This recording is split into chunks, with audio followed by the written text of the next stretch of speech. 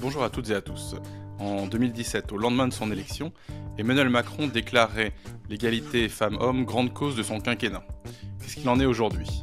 On a eu la réforme des retraites qui a impacté particulièrement les femmes.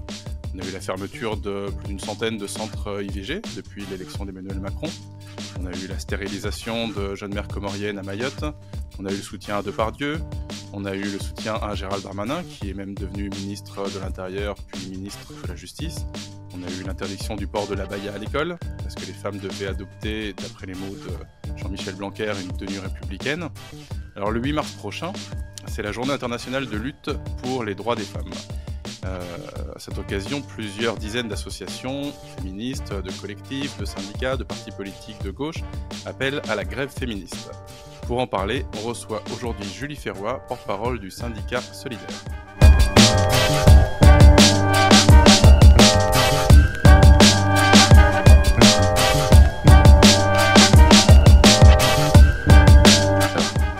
Bonjour Julie. Bonjour Fabien. Merci d'avoir accepté notre invitation.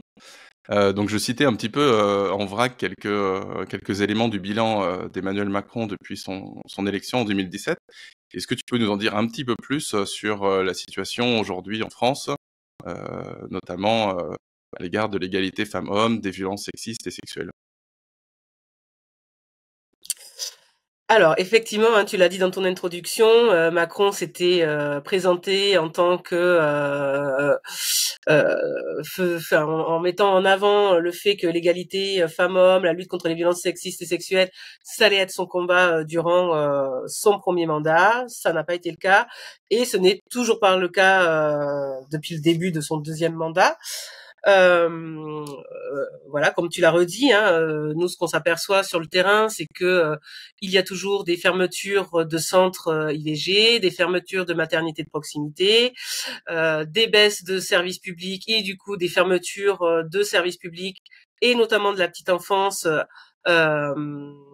au plus près des territoires. Donc ça, c'est un petit peu la vision un petit peu globale de ce qui se passe sur le territoire. Et puis dans les boîtes, hein, on s'aperçoit que l'égalité salariale, elle n'est toujours pas là.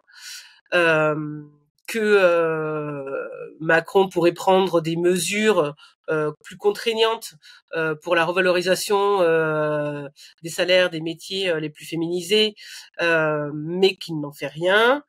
On s'aperçoit aussi que le gouvernement a signé la charte, alors on appelle ça de l'OIT, donc l'Organisation internationale du travail, la norme numéro 190, qui est une norme normalement contraignante que plusieurs États ont signé, dont la France a ratifié. Hein.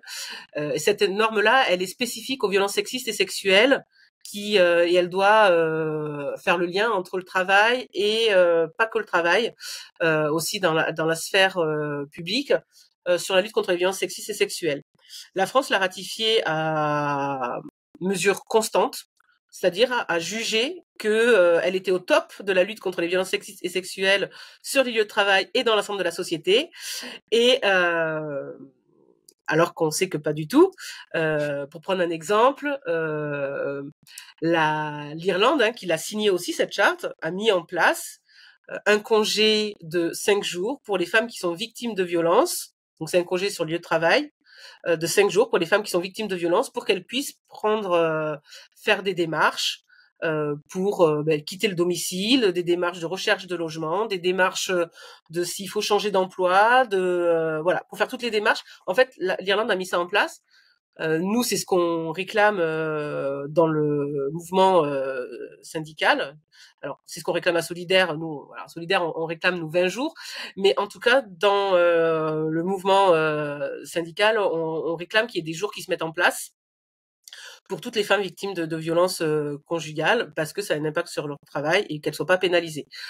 Donc voilà. Donc typiquement, voilà, le gouvernement a jugé que il n'avait pas besoin de faire plus en signant cette norme 190 de l'OIT.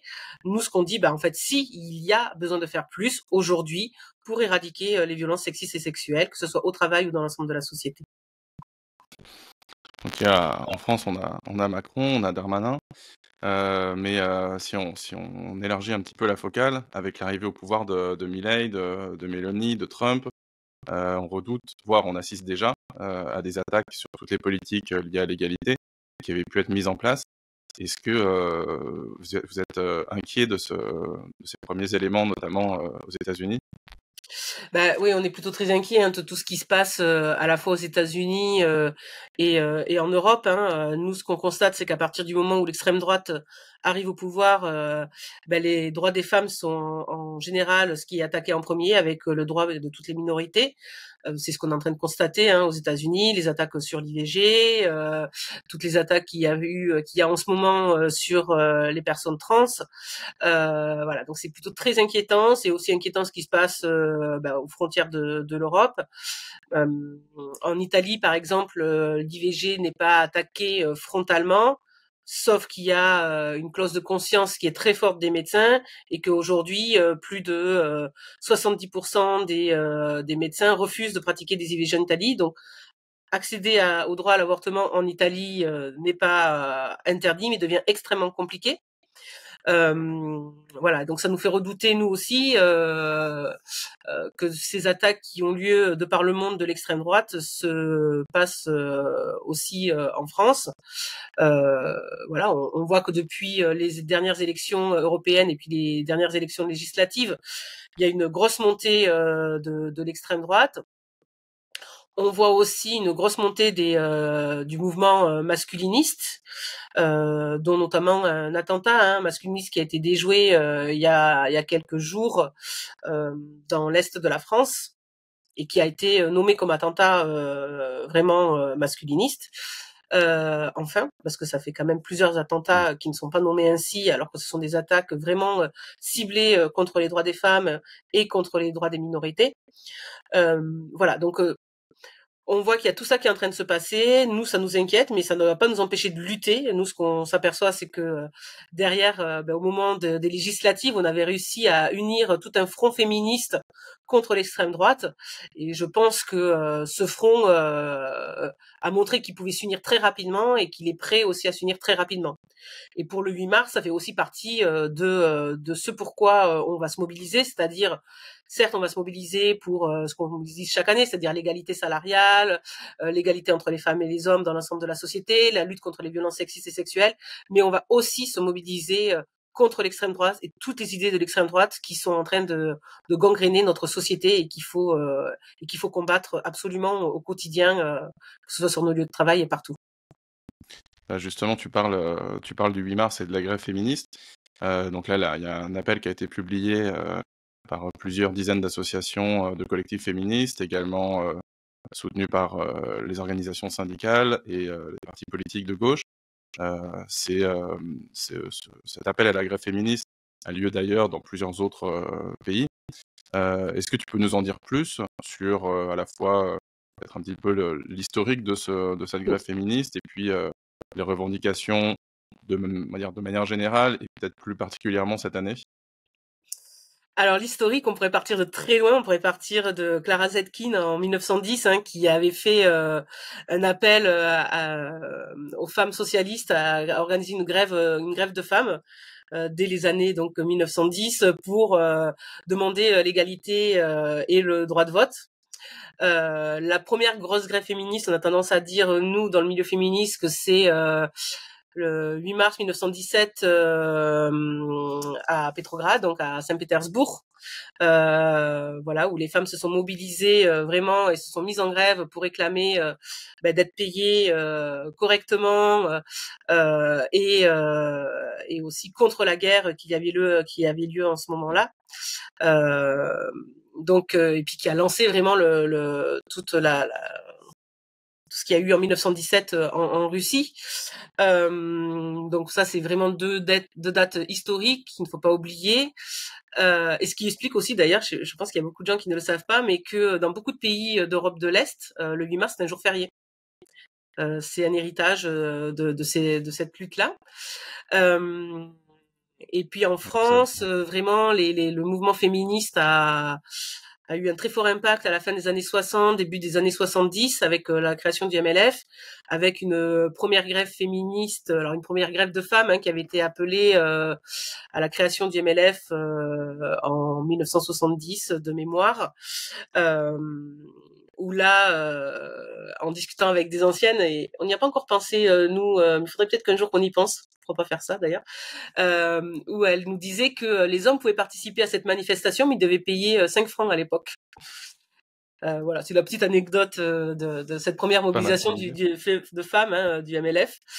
Et puis il y a eu tout ce qui a été gagné dans les années 70, le droit à l'avortement, qui voilà, à la fin au début des années 80, la reconnaissance du viol comme un crime et non plus simplement comme un délit. La revendication qui est enfin sortie à travail égal, salaire égal, qui date de 1972. Alors oui, alors on est 50 ans plus tard, on n'y est toujours pas, mais voilà, il y a toutes ces luttes qui ont été menées dans les années 70 et qui faisaient qui appelaient à cette grève des femmes. Dans les années 90, il y a eu aussi toujours des mobilisations autour du 8 mars, donc qui est devenue par la suite la journée internationale de lutte pour les droits des femmes. Et puis au début des années 2010, il y a eu un gros essor en Amérique latine, avec de grosses mobilisations qui ont commencé à s'organiser autour de cette date-là, et un très gros 8 mars qui a eu lieu en Amérique latine, mais aussi en Espagne en 2018, qui appelait pour le coup à la huelga feminista. Donc vraiment à la grève des femmes, où là on a vu des millions et des millions de femmes dans les rues en Espagne, mais aussi en Amérique latine. Et c'était voilà, c'était pour revendiquer à la fois l'égalité, la fin des violences. On est toujours sur les mêmes revendications. Voilà, on a tendance à dire que qu'on n'a plus rien à revendiquer parce que en fait tout est dans la loi, mais en fait oui, il y a peut-être des choses dans la loi, mais aujourd'hui, ce qui demeure, c'est qu'il n'y a toujours pas d'égalité entre les femmes et les hommes. C'est qu'il y a toujours des femmes qui sont assassinées chaque année par leurs compagnons, ex-compagnons, et qu'elles sont assassinées parce qu'elles sont des femmes. Par des membres aussi de leur famille, parce que c'est vrai qu'on parle de certains féminicides, mais des féminicides, il y a plusieurs sortes de féminicides. Il y a toujours des femmes qui sont victimes de viols de guerre, et il ne faut pas l'oublier, de par le monde. Des femmes qu'on emmure, des femmes qu'on silencie. Je pense aux camarades afghanes qui aujourd'hui sont en lutte contre l'enfermement que sont en train de mettre en place des régimes théocratiques. Voilà, il y a toutes celles qui sont victimes, comme je l'ai dit, des viols et des crimes de guerre, comme en Ukraine, comme en Palestine. Voilà, donc il y a tout ça pour lesquels en fait on continue de se mobiliser, et cette journée, on n'oublie pas qu'elle est vraiment internationale et qu'elle a lieu vraiment partout dans le monde. Donc elle aura aussi lieu effectivement en Amérique latine, sur le continent africain, aux États-Unis, enfin partout. Voilà, il y aura des mobilisations pour le 8 mars. Et alors, je pense qu'il y a pas mal de gens qui voudraient se mettre en grève, qui voudraient participer aux mobilisations du 8 mars, qui savent pas forcément comment ça se passe. Alors d'un point de vue vraiment concret, est-ce que tu pourrais donner un petit tutoriel sur comment se mettre en grève le 8 mars, et si on peut pas se mettre en grève, parce qu'on sait qu'il y a des situations professionnelles dans lesquelles ça peut être un peu difficile, comment est-ce qu'on peut se mobiliser? Alors déjà, nous, quand on parle du 8 mars, quand on appelle à la grève féministe, ce qu'on aime rappeler, c'est que la grève féministe, c'est pas simplement la grève du travail, c'est du travail salarié, c'est aussi la grève du travail non rétribué que font les femmes. Donc on appelle à la fois, donc bien sûr, pour toutes celles qui travaillent, à la grève du travail. Et alors, on peut nous dire que oui, mais cette année, ça tombe un samedi. Justement, en fait, ce qu'on s'aperçoit, c'est qu'il y a qu'aujourd'hui en France, les personnes qui travaillent le plus le samedi et le dimanche, ce sont souvent les métiers féminisés, parce qu'on va retrouver les femmes dans les métiers du commerce et de la vente, dans les métiers du soin, dans les métiers du lien, dans les métiers du nettoyage, dans l'hôtellerie, la restauration. Voilà, tout ça, dans les métiers de la culture aussi, sont des métiers qui sont très féminisés et qui appelleront vraiment à la grève ce 8 mars. Donc il y a des femmes qui seront vraiment en grève du travail cette année.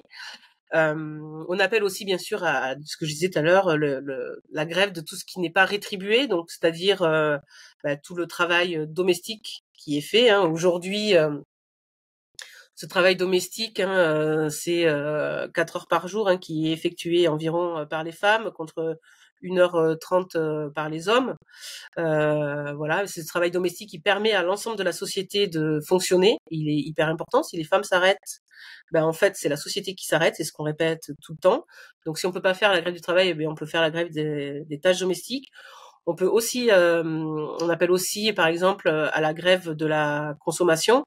Alors, ça peut paraître un peu bizarre d'appeler à cette grève-là, mais en fait, cette grève de la consommation, elle est aussi en soutien à toutes celles qui travaillent dans le commerce et qui pourront pas se mettre en grève et qui nous appellent du coup à faire grève ce jour-là, à ne pas acheter, parce que comme ça, du coup, pour le coup, ça perpétue et ça leur permet aussi d'être en grève indirectement. Mais cette grève de la consommation, c'est aussi en solidarité internationale avec notamment toutes les femmes qui sont exploitées et surexploitées dans les entreprises, notamment du textile, que ce soit en Inde, que ce soit au Bangladesh, voilà. Donc c'est cette grève de la consommation, c'est pour ça qu'on y appelle aussi cette année.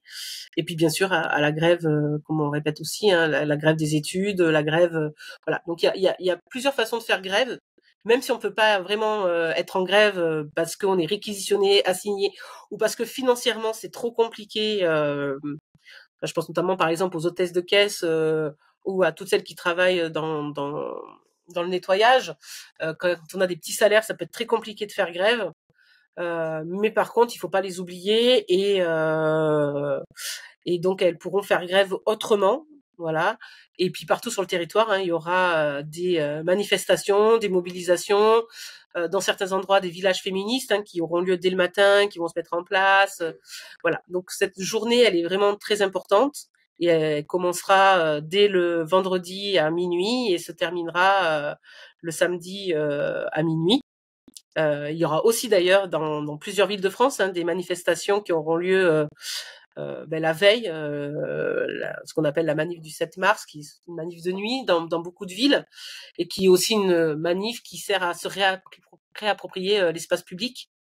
Voilà, donc nous en tout cas à Solidaire et avec notamment la CGT, la FSU, la CFDT, l'UNSA et la CFE-CGC. Donc vous voyez, l'arc syndical s'est vraiment élargi cette année. On appelle vraiment à être en grève le 8 mars et à se mobiliser partout sur le territoire et à rejoindre toutes les manifestations qu'il y aura sur le territoire.